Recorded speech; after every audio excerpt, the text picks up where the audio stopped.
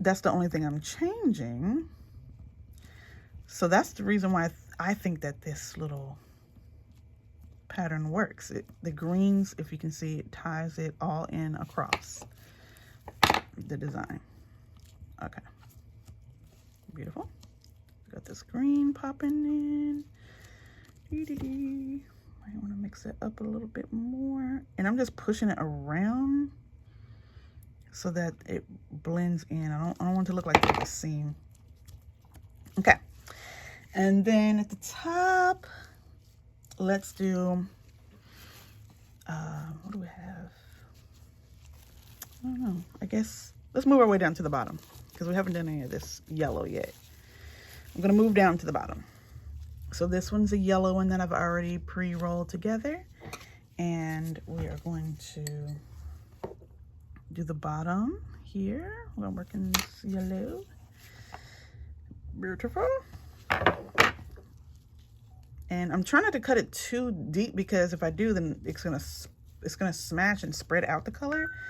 So it's really only maybe just a bit taller than the recessed area for this level. It's only about as deep as the recessed area of the teapot. This is a teapot, in case you didn't know what this was. It's going to be a teapot. That's the end result we are hoping for. Okay. And the light moisture is making this stick to side. Sometimes the hardest part is just picking the side you want it to be on. And I'm just pushing it in, blending as I go. Because if you don't blend it, you'll get these you'll see the seams. And I'm kind of blending kind of deep because when we plane it, you'll still see the seams if you don't blend it, which is all right. I mean, you can see the seams. It's not gonna hurt anything. But I want it to look like a blended garden. You know what I mean? Not like I don't know, sunset or something, or like, you know, striations in the mountains or something like that. That's trying to look like little pops of color. But if it looks like that, that's all right too, because it's art. All right, so we're just gonna keep going. So see what I mean? Like, this is super fun. You can just keep making, creating, keep going. No rhyme or reason. I just think it's just cute. And this really opens up the possibilities for a lot of designs. We used this design in our other submission. Hannah from my shop, she did the Willy Wonka bar. She did the Willy Wonka submission for the soap challenge. And for her lettering, her custom lettering, she did basically, she didn't do a stencil. She actually took a printout of the Willy Wonka bar and just simply like traced over it, and it made the slightest, I think she traced over it like a little tiny tool like this, and it made the slightest indentation, but that was enough to give her like a guide to follow to create that custom Willy Wonka font. So if you're doing like lettering in your soap bar, let's say you want to do a monogram or, you know, carved into it, or like somebody's name or something like that for a birthday, you could totally do that. And it gives it that super custom look. Super custom. I'm talking like as though you had some kind of laser cut, you know, embed of colorants, or, you know, of design in your soap. And I'm just gonna kind of break this one up a little bit because I just want to fit right here. Did I paint this? Don't remember. So, you know, you don't have to do a template like a stencil. You could just print something out, trace it, lightly on top of your bar soap, because it's, especially if it's soft, it's just going to imprint into the soft oils of the soap and create a guide for you to follow. And then after that, she was able to carve out her lettering and put in black soap dough and embed that into the carving. And then to clean it up, we just planed it. Let's give it a nice good planing. Okay, and then you'll see how this is coming along. You see that floral garden pattern happening here? A little bit. Almost done. Let's keep on going.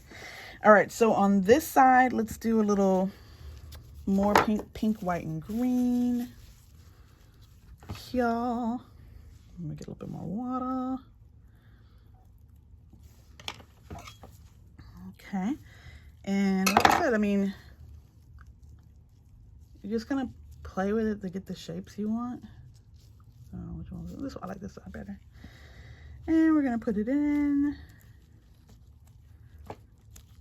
Okay, and like I said, we're gonna blend it, and I'm pressing pretty hard. I'm gonna blend it in so we can get, I don't want it to look all,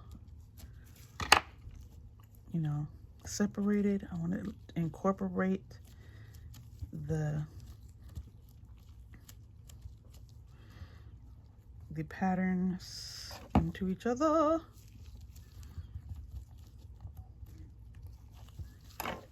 Beautiful. Okay, and let's see, at the top, let's do some orange.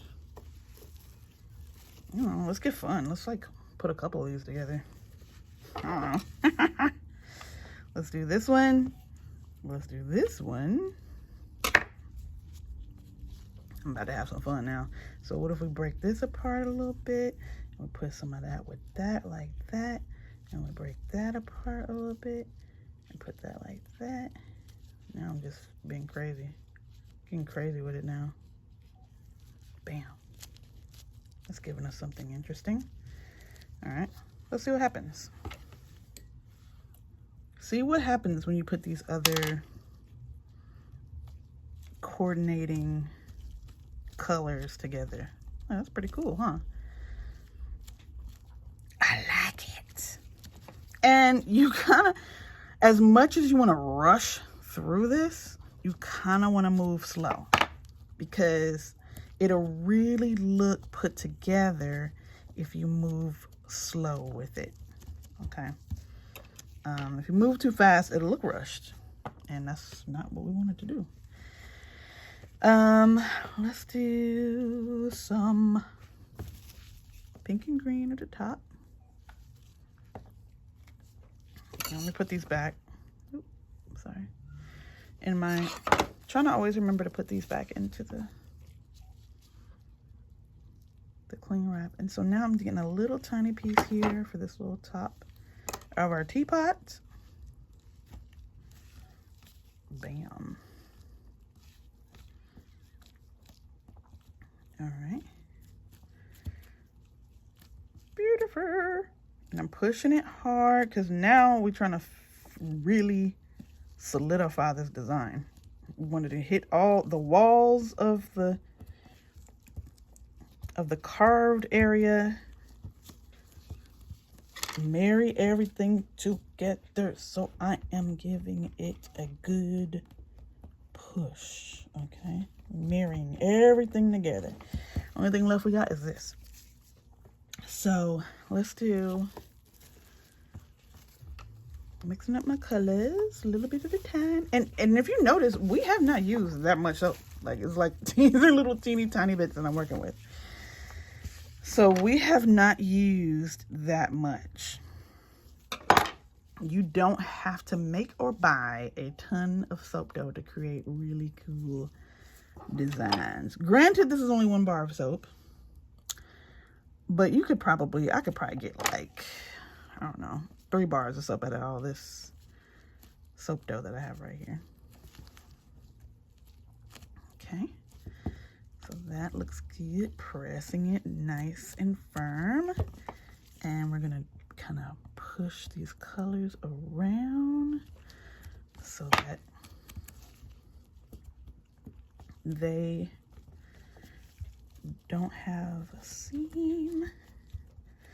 So yeah, so this was my first soap challenge, and you know, this was a lot of fun because, man, it's amazingly talented soapers out there, you guys, doing their thing. I was like, what? I was like, how did you do this? How did you even think of this? You know? And man, it just makes you inspired to think outside of the box, for real. And I would have never tried soap dough. I literally would have never tried soap dough if it wasn't for this challenge. This challenge really opened my mind up to something new. And now I'm obsessed with soap dough. Like, come on. I think some of the next couple of things I want to try are, I'm thinking of some cute little tiny desserts I could do for summertime for some of my soaps. My kids are really into the kawaii characters, like the charms, like the polymer clay charms you see. They love those. I love them. I'm like a kid at heart too. And so I was gonna see if I could do some of those and incorporate them into some kind of cute, fun summer soap design. So I got some ideas, y'all. But please, you know, let me know what some of your ideas are too, what you might want to try with soap dough. Now, this method here is for forgiving. When I try to do some of these more, you know, super cool,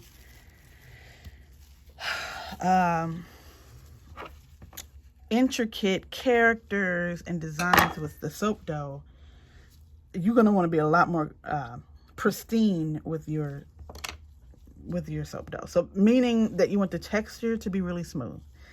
You want,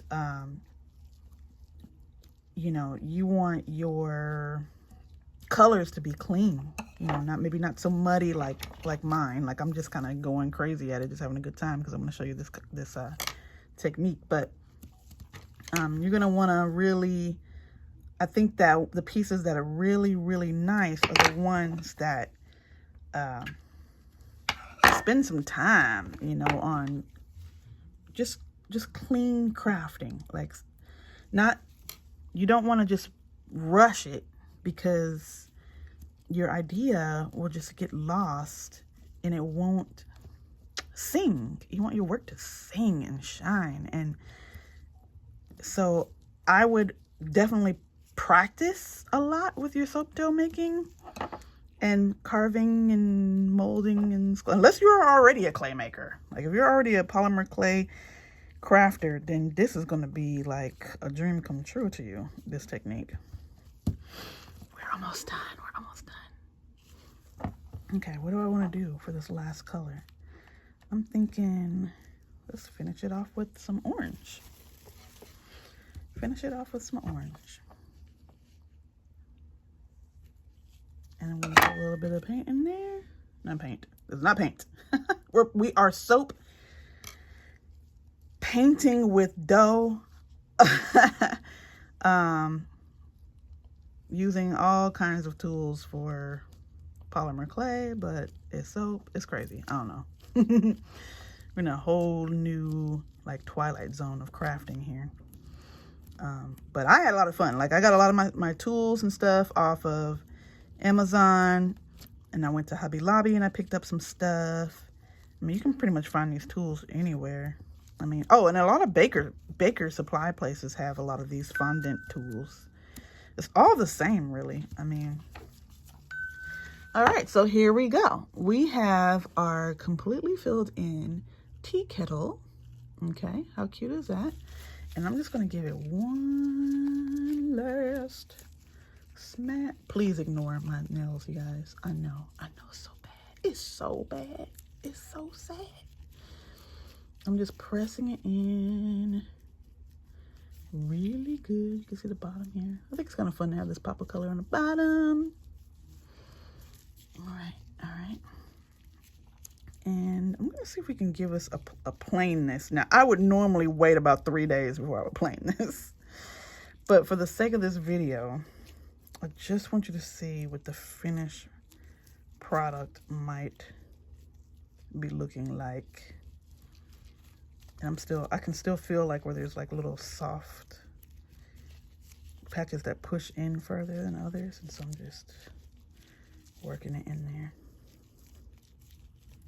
Okay, let's get the planer and see what we come up with. I'm gonna put these little pieces back because literally these are the same pieces I used for my soap challenge entry, and they are still soft. So just keep them wrapped up. I mean, they're soft enough for this kind of technique, not soft enough for some, you know, more intricate soap dough projects, but you know, that's good. All right, let me see if I can get the planer. Here we go. Okay, this planer is from Lilu Soap Tools. I love it. Very nice. So look how close we came to this little pattern here. That's pretty cool. Okay.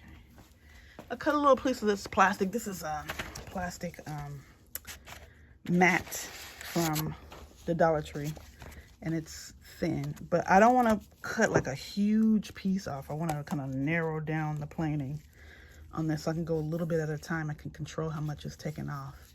So plastic sheet, just cut it with some scissors or a table cutter, Dollar Tree. It's a table mat or something like that. I'm gonna fit it underneath the blade here, as you can see the stopping. And then I'm just gonna run my design across here. And see, this is gonna kind of muddy this up a little bit because it's so fresh.